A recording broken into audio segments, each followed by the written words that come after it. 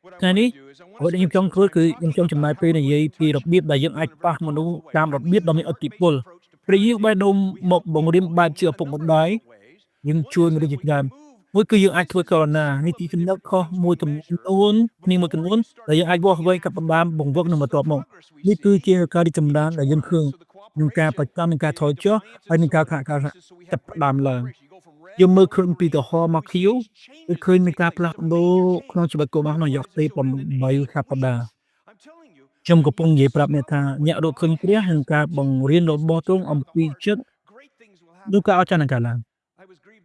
សោកស្ដាយទឹកមិញពេលខ្ញុំក្រោកឡើងខ្ញុំមើលអ៊ីមែលនេះគឺពីមិត្តរួមការងារខ្ញុំសិលមិញបរិបម្នាក់បានសរសេរសារមកកម្មមិត្តភក្តិខ្ញុំដែលជួយឲ្យគាត់បានបង្វឹកមួយខ្ញុំគាត់បង្វឹកមួយខ្ញុំគឺជាពុកអតិថិជនមិនមែនជាគ្រូបង្វឹកទេខ្ញុំគាត់បានសរសេរចេះកូនប្រុសខ្ញុំមានបញ្ហាអាក្រក់ណាស់អញ្ចឹងខ្ញុំសប្តាហ៍នេះខ្ញុំបញ្ជូនគាត់ទៅនៅជាមួយយាយតា2-3ថ្ងៃខ្ញុំចង់រងចាំធ្វើការមួយលោកគ្រូហើយដឹងទេខ្ញុំពិបាកចិត្តណាស់ដែលឃើញគ្រួសារឈឺចាប់នៅថ្ងៃនេះមានប្រុសនេះត្រូវបានយកមកជិមអាយុ6ឆ្នាំហើយគាត់មកផ្ទះនេះហើយអត់ទាន់បាននៅបានហ្មងហើយគាត់ត្រូវទៅនៅជាមួយយាយតាខ្ញុំចាប់ផ្ដើមធ្វើការជាមួយបុរសនេះពេលដែលខ្ញុំត្រឡប់ទៅវិញគាត់ចង់ចាប់ផ្ដើមណាខ្ញុំចាប់ផ្ដើមជាមួយគាត់ក្នុងរយៈពេល8សប្តាហ៍ខ្ញុំឃើញថាប្រគុណព្រះចាប់ផ្ដើមតមកលើគ្រួសារដោយសារយើងប្រើវិធីសាស្ត្រក្នុងព្រះគម្ពីរខណៈដែលពេលយើងកំពុងព្យាយាមជំនាញការផ្លាស់ប្ដូរបងអ្នកអាចចូលរួមសិក្ខាសាលានៅក្នុងទហបរិយនេះនៅថ្ងៃអាទិត្យនេះយើងអាចស្វាគមន៍អ្នកមកយើងអាចនិយាយមួយបងអេរិននៅទីតាំងដែលគាត់យើងនិយាយអំពីសិក្ខាសាលាស្ដីពីការចិញ្ចឹមកូនខ្ញុំចំណាយពេល3ម៉ោងហើយខ្ញុំចែកខាត់ឧបករណ៍ទាំង7និងកម្មវិធីបំពុកដើម្បីឲ្យបងប្អូនបានយល់អំពីចំណុច A ដល់ B ដើម្បីយកទៅផ្ទះអ្នកខ្លះមានបញ្ហាអ្នកខ្លះគ្មានបញ្ហាប៉ុន្តែថ្ងៃនេះអ្នកនឹងផ្លាស់ប្ដូរវិធីប្រើចិត្តមិនមែនក្នុងនាមជាឪពុកម្ដាយប៉ុណ្ណោះទេប៉ុន្តែវាអាចផ្លាស់ប្ដូរយើងដ៏មានឥទ្ធិពលអញ្ចឹងយកឲ្យបងប្អូនយល់ថ្ងៃនេះបើសិនជាលោកអ្នកជាប្រពន្ធយើងនឹងយល់អំពីប្រើវិធីសាស្ត្រធ្វើការជាមួយប្តីហើយជាមួយកូនរបស់យើង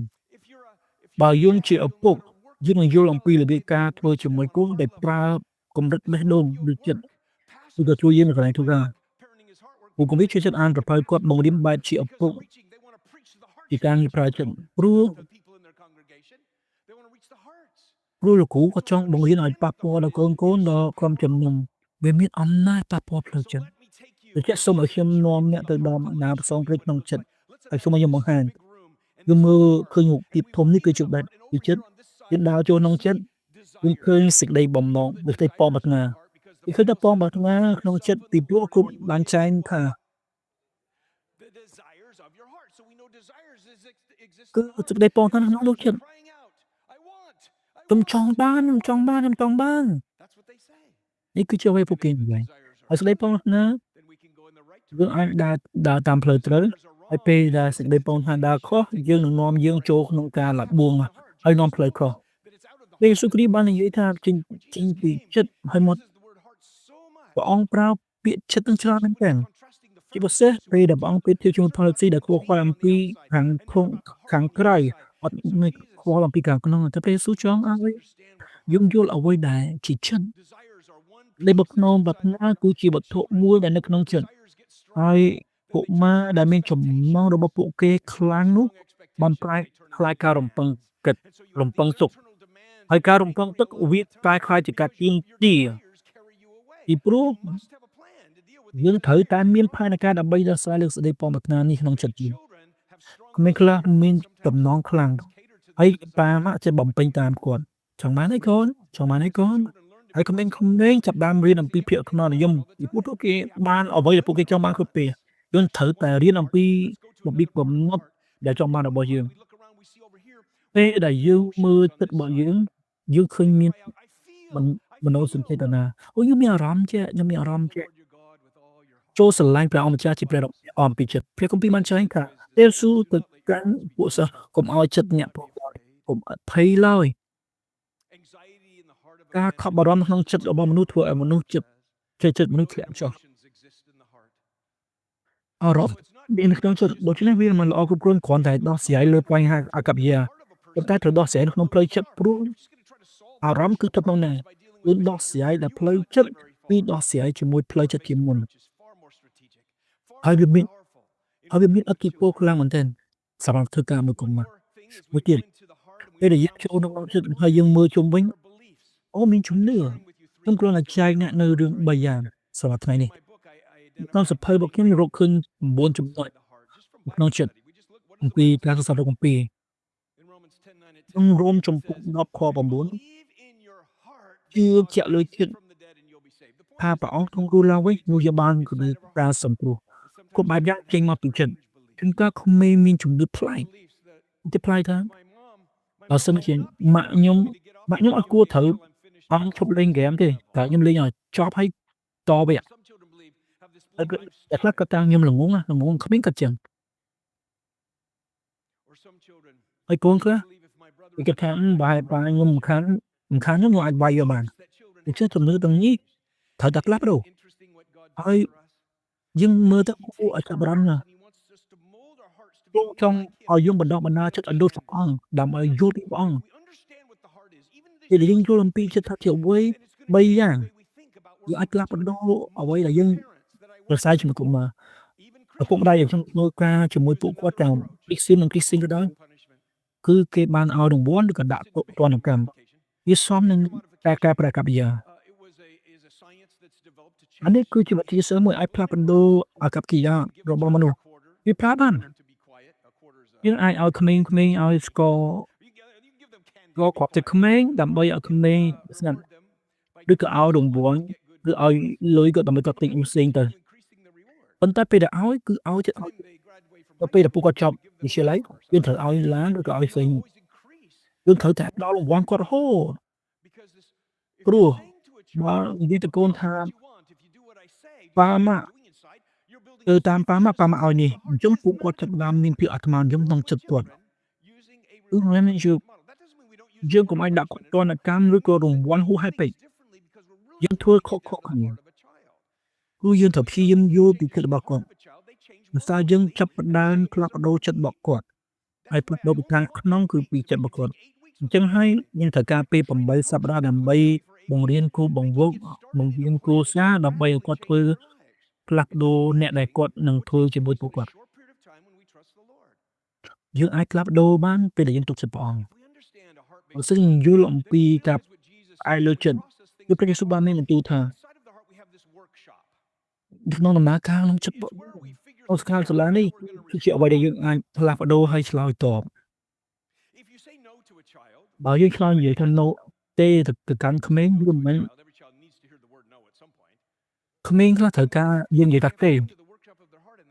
ហើយពួកគេចង់រៀនហើយឆ្លើយតបដែរពេលដែលយើងនិយាយឆ្លើយទេដល់ពួកគេខឹងខ្លួនពួកគេអត់ដឹងឆ្លើយរបៀបម៉េចហើយឬក៏ឆ្លើយតបបែបណាពួកគេចូលក្នុងសកម្មភាពនៃគិតរបស់ពួកគេពេលដែលយើងនិយាយ10ទៅក្មេងអាយុ10ឆ្នាំពេលខ្លះពួកគេអត់ដឹងថាធ្វើម៉េចអញ្ចឹងពួកគេតបជួសជាមួយយើងហ្មង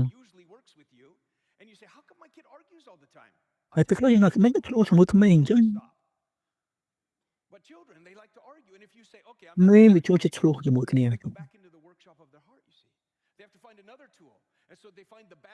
ពួកគេហៅពួកគេសួរម្ដងទៀតតើម៉ាក់ខ្ញុំចង់មកនេះបានអត់ពួកគេចង់មកអញ្ចឹងហ៎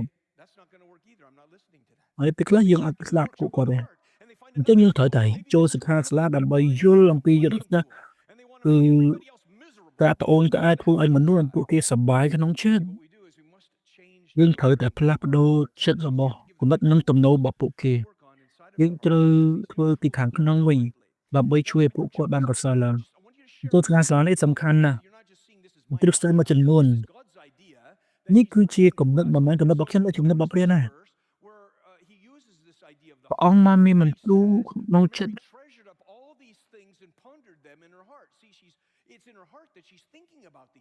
ឲ្យយើងបានចេះបោះវែងចិត្តរបស់យើងហើយយល់អំពីចិត្តរបស់យើង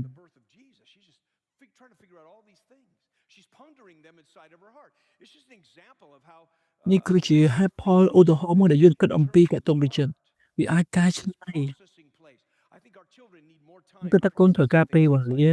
ក្នុងការកែច្នៃក្នុងចិត្តរបស់ពួកគេព្រះយេស៊ូវមានបន្ទូលទៅកាន់ពួកផារីស៊ីថាពេលដែលពួកគាត់កំពុងពេលដែលព្រះអង្គទ្រង់ព្យាបាលមនុស្សម្នាក់ទ្រង់មានបន្ទូលថាហើយរួចបានអ្នកណាគិតអាក្រក់ក្នុងចិត្តព្រះអង្គនិយាយអំពីចិត្តរបស់ពួកគេពេលខ្លះយើងគេងយប់ឡើងគិតចុះគិតឡើងហើយយើងកំពុងគិតនេះគិតនោះខឹងនេះខឹងនោះអ្វីដែលព្រះកំពុងតែហៅថាខ្ញុំឬក៏អត់ធ្វើការដូច្នេះយើងត្រូវជួយកុមារដូចគ្នាឲ្យយល់អំពីរបៀបដោះស្រាយទាំងអស់នេះខ្ញុំបង្រៀនអតិថិជនអញ្ចឹងដូចជា Oculus ហ្នឹងគឺជាប្រដាប់ដាក់លើភ្នែកដើម្បីមើលរឿងហ្នឹងអញ្ចឹងជាវរបស់ខ្ញុំអតិថិជនរបស់ខ្ញុំគឺអត់ទិញអាហ្នឹងឲ្យកូនរបស់គាត់ទេព្រោះអីកាលណាគាត់ទិញឲ្យទៅគឺកូនគាត់ចេះចង់បានទៀតពួកអីអុកទីឡនវាអត់វាមិនមែនអាក្រក់ទេប៉ុន្តែពេលដែលយើងប្រើប្រាស់ពាណិជ្ជកម្មវាឃើញថ្មីយើងមានអារម្មណ៍ថាយើងអត់គ្រប់គ្រាន់យើងត្រូវការអាថ្មីទៀតយើងខ្វះបាត់គ្រប់គ្រាន់នេះដោយសារបំណងចិត្តរបស់យើងចិត្តតែចង់បាននេះអញ្ចឹងក្មេងពេលឮតែទេវាចាប់ផ្ដើមរៀនឆ្លើយតបនឹងចម្លើយបែបហ្នឹងហើយប៉ុន្តែយើងមើលការអប់រំឥឡូវថាកុំនិយាយទេទៅកាន់ក្មេងៗប៉ុន្តែខ្ញុំគិតថានេះគឺជាការបង្រៀនដែលខុសអត់ល្អទេអញ្ចឹងយើងត្រូវឆ្លើយ yes ពេលខ្លះប៉ុន្តែក្មេងត្រូវតែឮពាក្យទៅទេពីពួកគេត្រូវចូលក្នុងការស្នាក្នុងចិត្តរបស់គេដើម្បីឲ្យគេមានការកំណត់មិនឥឡូវទេជាអ្វីដែលក្នុងចិត្តរបស់ពួកគេទៅប្រើសម្រាប់ក្នុងជីវិតចុងក្រោយរបស់ពួកគេដែលនៅសល់យើងត្រូវតែរស់នៅការកំណត់ពេលខ្លះយើងអាចនឹងប្រហែលជាអ្នកខ្លះនឹងញ៉ាំអ្នកខ្លះអត់ញ៉ាំអ្នកខ្លះអាចពេលខ្លះយើងមានលុយតិចតួចពេលខ្លះក្មេងអត់ដែលឮពាក្យទេគាត់តែងតែគិតថាខ្ញុំចង់ធ្វើអីក៏បានគាត់ខ្វល់ឲ្យខ្ញុំបានអញ្ចឹងពេលដែលយើងអត់រស់នៅជាមួយការកំណត់គ្រប់គ្រាន់ណាយើងចាប់ដើមអត់ចេះដឹងគុណទេនិយាយតែមិនក៏ការស្កប់គឺសមត្ថភាពក្នុងការដឹងគុណដែរក្មេងជាច្រើនយ៉ាងវ័យក៏ឲ្យពួកគេត្រូវតែដាក់គុំបានរបស់គេដើម្បីយល់អំពីអត្តសញ្ញាណពួកគេត្រូវតែរស់នៅជាមួយនឹងមូលដ្ឋានព្រះបានដាក់នៅ boundary ដើម្បីចំណុចគ្រប់គ្រាន់ដើម្បីយើងក្នុង box មួយក្នុងចលឹកមួយដើម្បីយើងដឹងថាអ្វីដែលជាគួរធ្វើមួយដែលយើងត្រូវតែបញ្ជាក់បើសិនជាក្មេងខ្ញុំចូលចិត្តធ្វើការជាមួយនឹងកូននៅវិញចឹងពួកគេគឺទទួលការបែកបាក់នៅក្នុងផ្លូវចិត្តរបស់ពួកគាត់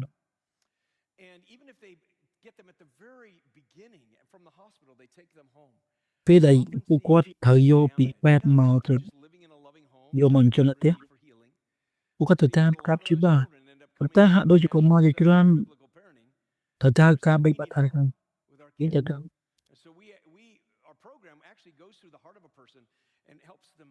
អញ្ចឹងកម្មវិធីរបស់យើងគឺចូលក្នុងចិត្តរបស់ពួកគេដើម្បីព្យាបាលផ្លូវចិត្តរបស់គេពីមួយចំណុចគុំយើងជួយក្មេងឲ្យយល់អំពីអំណាចដែលត្រឹមត្រូវខ្ញុំអរគុណដល់អ្នកដែលទទួលកូនក្មេងមកអញ្ចឹងអរគុណសម្រាប់ខ្ញុំអរគុណដែលអ្នកបម្រើសេវាដល់ក្មេងដែលអត់មានឪពុកម្ដាយយកគាត់មកចិញ្ចឹមដូចជាយើងអរគុណដល់ដែលហ៊ានដែលគេធ្វើការបម្រើជាតិព្រះអាចធ្វើការព្យាបាលក្នុងជីវិតរបស់យើងមិនមែនងាយស្រួលក្នុងការតាយកកូនមកចិញ្ចឹមទេបាទងាយទេដោយសារកូន5ហើយយកកូនចិញ្ចឹម2ទៀតអូពិបាកណាស់ប៉ុន្តែការតអត្តសញ្ញាណរបស់កុមារនិងរបស់ទាំងនេះមានសារៈសំខាន់ណាស់ក្នុងការរកឃើញក្នុងចិត្តរបស់ពួកគេ ចឹងយើងព្យាយាមបង្កើតគំនិតនៃចិត្តដើម្បីកំណត់ថាកូនមានបញ្ហាអ្វីខ្លះអាចស្ដាប់តើមានកើតអីដែលគាត់កើតអីកូនយើងកើតអីរឿងទាំងអស់មានរឿងចំនួនដែលយើងអាចធ្វើការជាមួយចាប់ផ្ដើមពីអានេះគឺការដែលយើងសរសេរអក្សរដើម្បីដឹងអំពីអត្តចរិតរបស់ពួកគាត់តើពួកគាត់គឺជាមនុស្សដែលមានរបៀបឬក៏មិនរបៀបនោះអាត្មាយើងគិតធ្លាប់ពីមនុស្សអាត្មានិយមអញ្ចឹងយើងជួយកុមារទាំងនេះឲ្យយល់មើលឃើញរូបភាពពីតើពួកគាត់គិតថាធ្វើអីហើយអ្វីដែលពួកគាត់និយាយមកកាន់ខ្លួនឯងដោយសារក្នុងពេលនៅគាត់19ខ14សូមឲ្យពាក្យដែលចេញពីមាត់ខ្ញុំជាអ្វីដែលចេញពីចិត្តនិងគំនិតរបស់ខ្ញុំជាអ្វីដែលនិយាយទៅកាន់ខ្លួនខ្ញុំវិញអរព្រះអង្គម្ចាស់ជាមកដែរនឹងព្រះអង្គជាប្រោះលោះគេដែលប្រោះលោះអូនទ្រង់ក៏ប្រហារពេកព្រះដូច្នេះអ្វីដែលគេគិតនឹងធ្វើគឺតាក់ទងពីចិត្តពួកក្មេងពេលខ្លះចាប់ខឹងពួកគេចង់បានភ្លាមពួកគេអត់អាចគ្រប់គ្រងកំហឹងរបស់ពួកគេពេលឆ្លើយតបនឹងការគ្មានចំណងនៅពេលខ្លះគេមានការរំពឹងខ្ពស់ពេកហើយអារម្មណ៍គេអាក្រក់ណាស់អញ្ចឹងពួកគេត្រូវការការគ្រប់គ្រងពួកគេត្រូវតែផ្លាស់ប្ដូរដូច្នេះបើសិនជាយើងធ្វើការជាមួយរឿងទាំងអស់នេះយើងត្រូវឲ្យក្មេងយើងត្រូវបង្វឹកពួកគាត់យើងឲ្យពួកគាត់ផ្លាស់ប្ដូរទីតាមអ្វីដែលអាចទៅរួចពាក្យមួយចំនួនគឺសំខាន់នៅក្នុងព្រះគម្ពីរអ្វីដែលខ្ញុំធ្វើគឺសិក្សាព្រះបន្ទូលគឺយើងត្រូវរកឃើញដំណោះស្រាយដែលកុមារត្រូវការយើងយកព្រះបន្ទូលមកនេះแล้วពាក្យទាំង4នេះក្នុងចំពោះ5នៅរួមចំពោះ5ខ3ខ4និយាយនៅទីនេះការរងទុក្ខឲ្យមានការតស៊ូចរិតឲ្យមានអត្តចរិតក្នុងក្តីសង្ឃឹមខ្ញុំឃើញក្មេងជាច្រើនត្រូវការក្តីសង្ឃឹមហើយខ្ញុំកំពុងធ្វើការមួយពួកគាត់ឲ្យពួកគាត់ខឹងហើយខ្ញុំនិយាយអ្នកដឹងครับអ្វីដែលគាត់ត្រូវការគឺក្តីសង្ឃឹមអារម្មណ៍របស់គាត់ពួកគាត់ត្រូវការក្តីសង្ឃឹមក្តីសង្ឃឹមទៅពួកគាត់ត្រូវតែមើលឃើញអក្សរហើយគិតឃើញពាក្យឲ្យពួកគាត់ពេលមានបញ្ហាពួកគាត់ត្រូវដោះស្រាយបានណានេះគឺជាអ្វីដែលយើងដាក់ផែនការសម្រាប់ពួកគាត់នេះគឺជាអ្វីដែលយើងចំណាយគ្រួសារបានដើម្បីបង្កើតផែនការខ្ញុំអត់ដឹងថាផែនការសម្រាប់គ្រួសារហ្នឹងដែលបង្ហាញជាមួយក្មេងៗ6ឆ្នាំដែលយកទៅចិញ្ចឹមអត់មានការគ្រប់គ្រងពេលខ្លះវាពិបាកមែនខ្ញុំដឹងថាវាមានគោលការណ៍ជាអ្វីយើងដឹងថាអូខេយើងធ្វើនេះធ្វើនោះការងាររបស់ខ្ញុំគឺឲ្យឧបករណ៍គាត់ដើម្បីឲ្យគាត់បើកចិត្តគាត់ដើម្បីផ្លាស់ប្ដូរហើយដើម្បីមានផែនការដើម្បីផ្លាស់ប្ដូរគាត់ឲ្យបានល្អប្រសើរអូខ្ញុំក៏ថាល្អណាស់ប៉ុន្តែពេលខ្លះមិនងាយស្រួលវាពិបាកវាឈឺចាប់ខ្ញុំជឿថាឪពុកម្ដាយមានការត្រូវធ្វើហើយជួយកូនគាត់ឲ្យរងទុក្ខខ្ញុំសុំទោសខ្ញុំអត់ព្រមមើលងាយឪពុកម្ដាយទេជីវិតរបស់យើងគោលដៅរបស់យើងគឺធ្វើឲ្យពួកគាត់មានជីវិតងាយស្រួលកូនយើងងាយស្រួលយើងចង់ឲ្យពួកគាត់មានចិត្តគោរពខ្លួនឯងហើយមានអារម្មណ៍ល្អចំពោះខ្លួនឯងប៉ុន្តែបើសិនជាយើងធ្វើឲ្យកូនយើងមានអារម្មណ៍ស្រួលពេកគ្រប់ពេលអានឹងអត់ល្អទេវាមិនមែនជាអ្វីដែលយើងត្រូវធ្វើទេពេលដែលយើងចង់រៀនជំនាញពីខាងក្នុងជីវិតត្រូវតែរឹងមាំពីខាងក្នុងរឿងអស្ចារ្យអាចកើតឡើងពីជីវិតរបស់គាត់ពីខាងក្នុងយើងត្រូវការវាត្រូវការឲ្យពួកគាត់បានពីខាងក្នុងគាត់រឹងមាំផ្លាស់ប្ដូរព្រះចង់និយាយរឿងស៊ីជម្រៅសម្រាប់យើងពីខាងក្នុងនេះជាកម្មវិធីដែលយើងមានធ្វើនៅក្នុងកម្មវិធីនេះព្រោះជាង30ឆ្នាំវាពិតជាអស្ចារ្យណាស់ឥឡូវនេះខ្ញុំអាចនិយាយដោយទំនុកចិត្តឲ្យកូនណាបាទឪពុកម្ដាយមិនអាចខ្ញុំអាចជួយដោះស្រាយបញ្ហាទាំងអស់នេះបានហើយពួកគេបានមកខ្ញុំមានបញ្ហាគ្រប់ប្រភេទប៉ុន្តែចង់ក្រោយគេជោគជ័យមិនមែនដោយសារខ្ញុំទេគឺដោយសារព្រះបន្ទូលរបស់ព្រះ អ្វីដែលទាំងអស់ដែលយើងបានធ្វើគឺសិក្សាព្រះគម្ពីរឲ្យបានច្រើនហើយដឹងអំពីគោលការណ៍ដែលយើងត្រូវការខ្ញុំកំពុងតែធ្វើការជាមួយគ្រួសារមួយគឺបញ្ចប់កម្មវិធី8សប្តាហ៍ជាមួយពួកគេក្មេងស្រីអាយុ9ឆ្នាំមានការឆ្លើយតបមិនល្អចំពោះការកែតម្រូវហើយនឹងនិយាយទៅកាន់ខ្លួនឯងខ្ញុំល្ងងក្មេងនិយាយបែបហ្នឹងដាក់គាត់ខ្ញុំក៏ហេតុអីនិយាយដាក់គាត់ឲ្យមកឆ្លើយញឹងច្បាស់ជាយល់ខុសក្នុងការកែតម្រូវការកែតម្រូវគឺជារឿងល្អមិនមែនជារឿងអាក្រក់ទេមនុស្សជាភាគច្រើនជាពិសេសក្មេងគិតថាការកែតម្រូវគឺខុសខ្ញុំមិនល្អទេបើខ្ញុំកែគឺជំនឿអត់ល្អគាត់អត់ចង់កែដូច្នេះយើងត្រូវតែបញ្យល់ប្រាប់គាត់ថាការកែតម្រូវគឺជារឿងល្អទេដើម្បីឲ្យគាត់បានចម្រើនពីកំហុសរបស់គាត់ហើយគាត់សួរថាធ្វើអីខុសហេតុអីខុសអញ្ចឹងខ្ញុំត្រូវធ្វើរបៀបនេះដើម្បីកុំឲ្យខុសម្ដងទៀតហើយខ្ញុំធ្វើរបៀបម៉េចលើកក្រោយដើម្បីកុំឲ្យខុសទៀតបើសិនគាត់អាចរៀនអំពីការផ្លាស់ប្ដូរគឺមានន័យមែនទែនយើងមើលនៅក្នុងសុភាសិត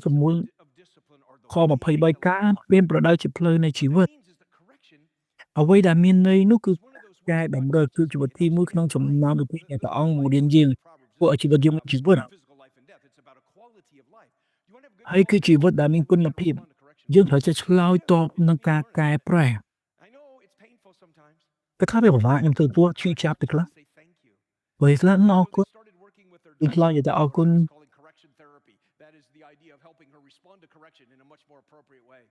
ពេលខ្លះវាពិបាកក្នុងការជួយគេហើយកែតម្រូវគេហើយគេយើងនិយាយអរគុណពេលដែលគេថាយើងនៅក្នុងសុភាសិតចំ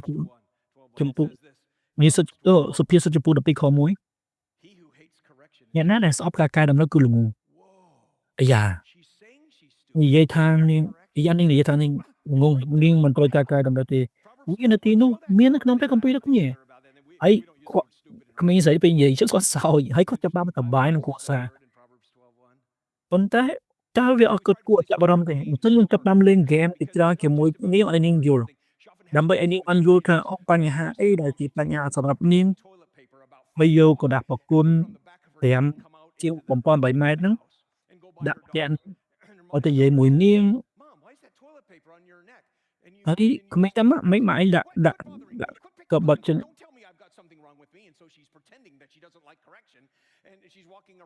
អូខេហើយម៉ែគាត់ថាកុំថាឲ្យខ្ញុំអត់លេខខហើយពេលក្មេងគាត់ម៉ាក់ឯងដាក់กระดาษគូតមាត់ហ្នឹងដាក់ក្នុងកហើយម្ដាយអត់ដឹងទេខ្ញុំអត់មានខុសអីមិនខុសដើម្បីបង្ហាញថាក្មេងហ្នឹងគាត់គឺអត់ស្ដាប់ទេអានេះគឺជាអ្វីរឿងសប្បាយដើម្បីឲ្យក្មេងគាត់លេងមួយម៉ាក់គាត់ឲ្យគាត់ដឹងថាអាហ្នឹងខុសទេប៉ុន្តែមនុស្សអត់ចូលចិត្តឲ្យគេកែប្រែទេអញ្ចឹងម៉ាក់គាត់បាននិយាយថាកូនស្រីគាត់ដឹងថាការកែតម្រូវគឺអត់ខុសទេ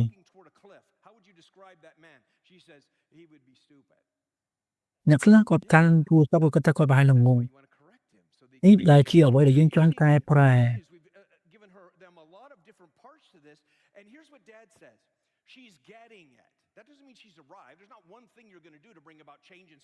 អញ្ចឹងការផ្លាស់ប្ដូរក្នុងចិត្តរបស់គេអាចធ្វើឲ្យគេខឹងប៉ុន្តែពេលដែលនាងខឹងគឺព្រះវិញ្ញាណបរិសុទ្ធអាចចូលមកដើម្បីផ្លាស់ប្ដូរយ៉ាងធ្ងន់ធ្ងរ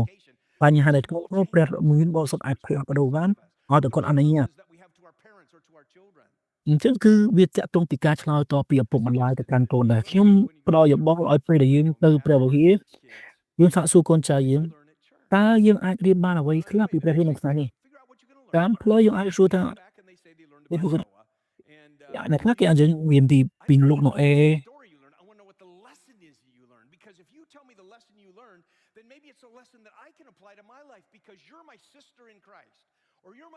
អញ្ចឹងយើងអាចថាម៉ាក់ចង់ដឹងថាកូនរៀនបានអីដើម្បីកូននិងម៉ាក់គឺជាបងប្អូនសេរីប្រុសស្រីក្នុងព្រះគ្រីស្ទអញ្ចឹងម៉ាក់អាចរៀនដូចពីកូនដែរអញ្ចឹងវាអាចធ្វើឲ្យក្មេងគាត់ចាប់អារម្មណ៍ហើយចង់រៀនមួយយើងដែរយើងតែងតែមានសិក្ខាសាលាហើយមានរឿងជាច្រើននៅក្នុងចិត្តរបស់យើងខ្ញុំចែកជម្រាបរឿងទាំងអស់នេះជាមួយអ្នកម្សិលមិញមានជំនឿគោលដៅរបស់ខ្ញុំគឺឲ្យជីវិតមានការសុបាយខ្ញុំជំទាស់គំនិតក្នុងជីវិតឪពុកម្ដាយមួយចំនួនពួកគាត់អត់មានគោលដៅសម្រាប់កុមារភាពរបស់គាត់ទេ ការសប្បាយហ្នឹងគឺជាលទ្ធផលនៃទស្សនៈតម្រង់ទិសដៅទៅស្ថានភាពនៃជីវិតតើរយៈកថា6ស្រឡាញ់ព្រះអង្គម្ចាស់អស់អំពីចិត្តនេះគឺជាពាក្យដែលយើងនិយាយទៅកាន់កូនដូចជាពាក្យស្មាពេលដែលឪពុកទៅនិយាយទៅពេលកូនយប់ឡើងអញ្ចឹងព្រះគឺមានអញ្ចឹងស្រឡាញ់អស់ព្រះអង្គម្ចាស់អស់អំពីចិត្តយើងអាចពិពណ៌មានសុចរិតភាពនិងភាពចាស់ទុំការគោរពព្រះទំនួលខុសត្រូវប៉ុន្តែយើងកំពុងតែព្យាយាមផ្លាស់ប្ទីកូនរបស់យើងហើយកូនយើងអាចថាកូនល្អហើយកូនកំពុងតែផ្លាស់ប្ដូរជីវិតឲ្យកាន់តែល្អប្រសើរយើងត្រូវយកទៅដាក់លើដួងចិត្តរបស់គាត់មិនមែនការសម្ដែងគាត់ទេយើងមើលពីខាងក្នុងរបស់គាត់មិនមែនពីខាងក្រៅរបស់គាត់ទេនេះគឺជាអ្វីដែលក្មេងត្រូវការហើយនឹងអត្ថប្រយោជន៍នៅក្នុងជីវិតពួកគាត់ចង់បានខ្ញុំប្រាប់នៅកាលពីម្សិលមិញការស្វែងរកការសប្បាយវានាំឲ្យញៀនប៉ុន្តែការសប្បាយក្រាបពីគោលដៅរបស់យើងហើយកាន់វាអាចគឺជាការញៀនការគ្រប់គ្រងខ្លួនឯងគឺជាផ្នែកមួយដែលយើងត្រូវធ្វើយើងអាចផ្លាស់ប្ដូរហើយអភិវឌ្ឍវាក្នុងជីវិតយើង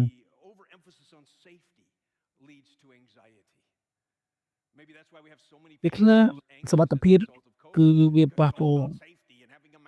ពេលខ្លះយើងនិយាយអំពីសុខភាពយើងគិតអំពីការពាក់ម៉ាស់ខ្ញុំអត់និយាយអំពីការពាក់ម៉ាស់អាក្រក់ទេប៉ុន្តែអ្វីដែលខ្ញុំឲ្យទៅការគិតពីសុខភាពទុកក្នុងសុខភាពទូចមួយវាធ្វើឲ្យយើងពិបាកអញ្ចឹងយើងត្រូវតែប្រយ័ត្នប្រយែងឪពុកម្ដាយត្រូវតែមើលពីទិសដៅរបស់កូនបើមិនចាំបានធ្វើការចំពោះយើងនៅក្នុងដួងចិត្តរបស់យើងនេះគឺជាអ្វីដែលព្រះអង្គម្ចាស់ចង់រកក្នុងដួងចិត្តរបស់យើងទំនាក់ទំនងមួយនេះយើងសរសើរនឹងព្រះអង្គមានចំណុច3ដែលនៅក្នុងចិត្តរបស់យើងគឺការទំនាក់ទំនងជាមួយនឹងដទៃអញ្ចឹងទំនាក់ទំនងមានសារៈសំខាន់ណាស់ទំនាក់ទំនងកំពុងបើកផ្លូវសម្រាប់អ្នកបង្រៀនហើយយើងអាចឲ្យតម្លៃទៅតាមអ្នកដទៃនឹងគឺ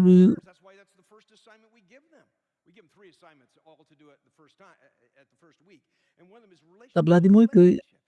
កសាងទំនាក់ទំនងពេលដែលយើងកសាងទំនាក់ទំនងវាគឺជាផ្លូវដើម្បីឲ្យយើងធ្វើការបានល្អហើយអ្វីដែលយើងអាចបង្រៀនហើយផ្លូវដែលល្អបំផុតគឺទៅកាន់ព្រះវរបិតាពីព្រោះព្រះអង្គម្ចាស់ទំនាក់ទំនងក្នុងដួងចិត្តរបស់យើងថាប្រអប់ទៅគឺមានបន្ទូលមកកាន់យើងខ្ញុំព្រះអង្គម្ចាស់ចង់រស់ក្នុងដួងចិត្តរបស់នេះគឺជាអ្វីដែលយើងលើកទឹកចិត្តឲ្យព្រះអង្គឲ្យកូនយើងទទួលព្រះយេស៊ូវគឺជាការសង្គ្រោះព្រះវិញ្ញាណបរិសុទ្ធមករស់នៅអចិន្ត្រៃយ៍ក្នុងដួងចិត្តរបស់គាត់ដំណោះស្រាយដែលយើងមានគឺ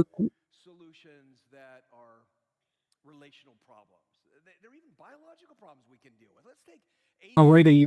ADHD គឺមានន័យថាតាក់ទងពីការយកចិត្តទុកដាក់ពេលខ្លះក្មេងខ្លះមានបញ្ហាខួរក្បាល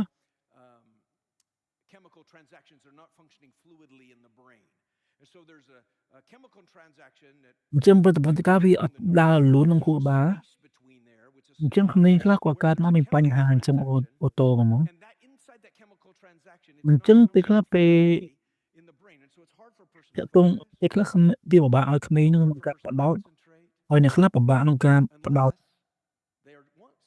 លើកលែងតែមិនដឹងថាកូនបញ្ហា ADHD ហ្នឹងមិនបញ្ហាហ្នឹងប៉ុន្តែពេលដែលលេងហ្គេមគឺគាត់អត់មានបញ្ហាទេគឺផ្ដោតបានល្អហើយរហូតហេតុអីដោយសារគាត់មានចិត្តក្ដោតលើរឿងហ្នឹងគឺបំណងប្រាថ្នាអញ្ចឹងអាបំណងប្រាថ្នាការលេងហ្គេមគឺបំណងប្រាថ្នាហ្នឹងអញ្ចឹងគាត់អត់អីគាត់ផ្ដោតខ្លាំងបានល្អគាត់អត់ចង់ធ្វើគណិតវិទ្យាទេអញ្ចឹងយើងត្រូវតែផ្ដោតនៅគុណភាពគឺជួយកុមារហ្នឹងគឺជាតម្រូវកាតព្វកិច្ចឲ្យគាត់មានកាតព្វកិច្ចផ្ទៃក្នុងបើខ្ញុំនិយាយនេះក្នុងសាលារបស់ខ្ញុំគឺយើងឲ្យការណែនាំដល់កុមារកសាងកាតព្វកិច្ចយើងកសាងកាតព្វកិច្ចពង្រឹងពួកគាត់ដើម្បីពួកគាត់ក្នុងចិត្តពួកគាត់រឹងមាំអញ្ចឹងអ្វីដែលយើងធ្វើគឺ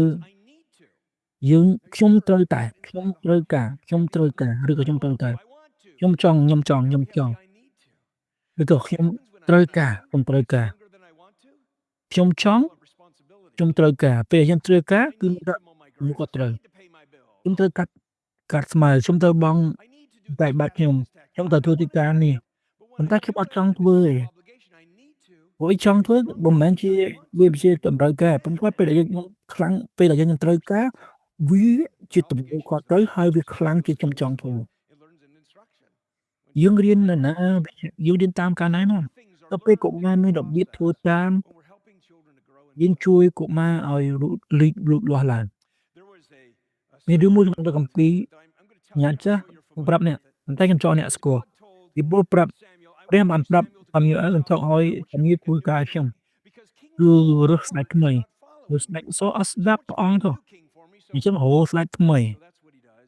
អញ្ចឹងសាមូអែលចេញទៅប្រទេសហើយសួរហើយសាមូអែលឃើញកូនប្រុសដែលខ្ពស់នោះគឺថាប្រហែលជាស្ដេចមានចេះ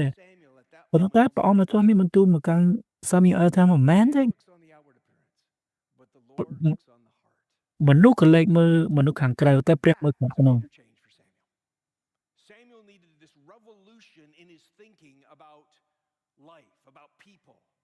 អញ្ចឹងសាមូអែលបានផ្លាស់ប្ដូរការគិតដោយសារការគិតរបស់យើងគឺខុសពីព្រះអញ្ចឹងព្រះចង់ផ្លាស់ប្ដូរការគិតរបស់យើងដូចជាសាមូអែលដែរដើម្បីឲ្យយើងផ្លាស់ប្ដូរមនុស្សហើយផ្លាស់ប្ដូរជីវិតអ្វីដែលព្រះចង់ធ្វើនៅក្នុងដួងចិត្តរបស់យើងគឺជួយយើងឲ្យយើងគិតបែបផ្សេងហើយជួយដល់ក្មេងខ្ញុំចង់ឲ្យគិតនេះបោះចោលនៅចំនួនផ្ដោតផ្ដោតអ្វីដែលជាព្រះអង្គម្ចាស់បានប្រាប់យើងវិញប៉ុន្តែពេលដែលយើងផ្ដោតពីការចិត្តយើងវាផ្លាស់ប្ដូរឲ្យយើងកាន់តែរឹងមាំវាជួយឲ្យការគិតរបស់យើង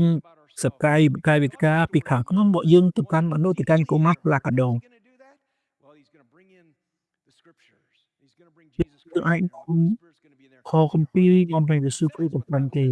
ព្រះគម្ពីរបាននិយាយថាព្រះអង្គឲ្យយើងនៅចិត្តថ្មីដួងចិត្តថ្មីគឺអ្វីដែលយើងត្រូវការនៅក្នុងជីវិតនេះសូមអធិដ្ឋានដូចនេះព្រះបិតាខ្ញុំសូមឲ្យព្រះម្ចាស់បើកយើងថ្ងៃនេះបើកចិត្តយើងថ្ងៃនេះសូមឲ្យចិត្តអ្វីដែលព្រះម្ចាស់បានបង្កើតយើងខ្ញុំគឺមានសារៈសំខាន់ណាស់ព្រះម្ចាស់ចង់ឲ្យយើងខ្ញុំកាន់តែយល់យើងអត់ត្រូវការខ្លាយទៅជាអ្នកប្រឹក្សាយោបល់ទៅលើគម្ពីរប៉ុន្តែយើងមកកាន់ព្រះម្ចាស់ឬការជំនុំព្រះម្ចាស់យើងសូមព្រះម្ចាស់បានបើកឲ្យចិត្តយើងខ្ញុំកន្លែងណាដែលអាចផ្លាស់ប្ដូរសូមព្រះម្ចាស់បានផ្លាស់ប្ដូរយើងសូមព្រះម្ចាស់បានឲ្យយើងអភិវឌ្ឍយើងទៅជាប្រជាជនដែលព្រះម្ចាស់ផ្សព្វផ្សាយទៅក្នុងព្រះនាមព្រះយេស៊ូវគ្រីស្ទអាមែន